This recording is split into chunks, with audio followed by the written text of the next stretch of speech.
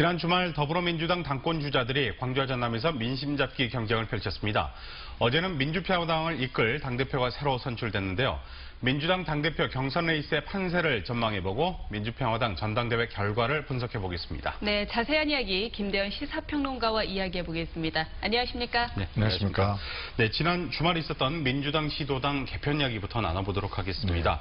세 명의 당대표 후보자들이 모두 참석했는데 어떻게 보셨습니까? 네, 지난 토요일이었죠. 강주에서 열렸던 민주당 전국 시도당 개편대회인데 먼저 강주 지역위원장에는 송갑석 국회의원 그리고 네. 전남에는 서삼석 국회의원장이 각각 위원장으로 선출이 됐고요.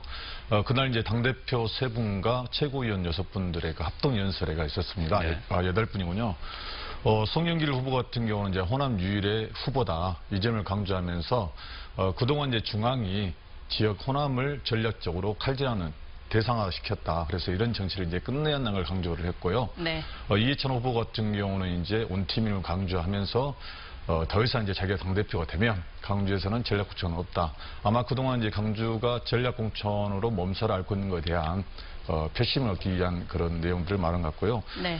이번 선거는 8월 25일 서울 잠실 최저경기장에서 전국 대의원 1만 3천 명이 현장 투표를 통해서 이루어집니다. 권리당원은 약 97만 정도 되는데 1대 97 표의 등가성의 문제가 생깁니다. 그렇네요. 그렇게 비율 차이가 많이 나네요.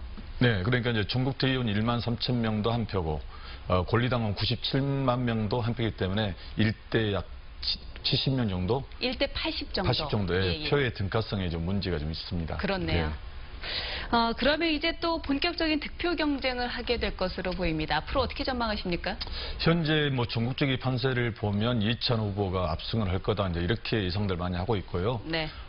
우리 지역 같은 경우는 송영길 후보 같은 경우는 호남 유일의 후보고 전체 권리당원의 대의원들이 강주, 전남, 전북과 수도권을 합치면 약 45%까지는 되거든요. 그래서 과연 송영길 후보에게 힘이 실어질지도 좀 지켜봐야지만 이해찬 후보가 현재로 간다면 압승을 할 거다 이렇게 보여지고 있습니다. 네.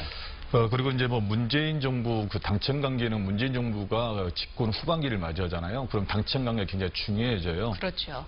그리고 물러나는 정권과 새로 들어오려는 새로운 권력과의 충돌이 항상 있기 마련인데 이번 당대표 선거 같은 경우는 범친문 후보들만 3명이에요. 예전 같은 경우는 친문과 비문 간의 네. 구도 싸움이 있었는데 예. 이번엔 3 후보 다 범친문이기 때문에 당청 관계가 그렇게 삐끗거리지 않을 거다 이렇게 보고 있습니다. 네.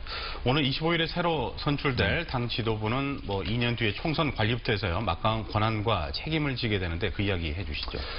네, 지금 이번에 새로 신임된 당대표 같은 경우는 2년 뒤 총선의 공천권을 관리하게 되잖아요. 그래서 굉장히 막강한 힘을 가지고 그렇다 보니까 현역 국회의원들뿐만 아니라 2년 뒤 총선을 준비하는 정치인들까지도 여기에 촉각을 곤두세울 수밖에 없다 이렇게 네. 보시면 되고 다만 좀 전에 말씀드린 것처럼 문재인 정부 집권 후반기를 어떻게 같이 갈 것이냐 아무래도 내임덕을 맞이해서 당의 역할 이게 아마 그래서 이해찬 후보가 좀 지지를 많이 받는 게 좀 강성이잖아요. 네네. 집권 후반기에 동력이 떨어졌을 때 끌어올릴 수 있는. 그렇죠. 카리스마를 선택할지 아니면은 송영길 후보의 젊은 피 세대 교체가 먹힐지는 좀 지켜봐야 할 것 같습니다. 네. 알겠습니다. 이번에는 민주평화당 이야기 해보도록 하겠습니다. 어제 새 당대표가 선출이 되었습니다. 어떻게 보셨습니까?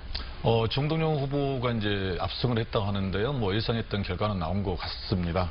다만 당초에 유성혁과 정동영 싸움이었는데 유성혁 의원이 박지원 의원이 좀 지지를 했었어요. 그래서 실제적으로 정동영이냐 박지원이냐 이 두 싸움으로 많이 봤었는데 정동영 의원이 당대표 선출이 됐습니다. 네. 당선 수락문에서도 네. 나타났는데 민주평화당이 상당히 고민이 많습니다. 새로운 당대표가 어떤 부분을 고민을 해야 될까요? 창당 4개월 만에 지방선거를 맞이했었잖아요. 그런데 또 참패를 했었고 이후에 이걸 보면 정당 같은 경우는 대통령 후보가 좀 있어야 돼요. 네. 근데 현재 민평당 같은 경우는 그렇다 할 대선 후보가 없기 때문에 외부에서 영입이 될지 아니면 자체적으로 후보를 낼지는 모르겠지만 대선 후보가 있어야 한다. 그렇지 않다면 정의당처럼 정책정당으로서 역할을 하든지. 그렇죠. 그래서 국민들로부터 신뢰를 받을지 이 두 가지인데 네. 만약에 이것도 저것도 안 되면 또다시 민주당과 합당 문제가 불고 있을 수밖에 없을 거다. 저는 이렇게 보고 있습니다. 알겠습니다. 오늘 말씀 잘 들었습니다. 고맙습니다. 네, 감사합니다. 감사합니다.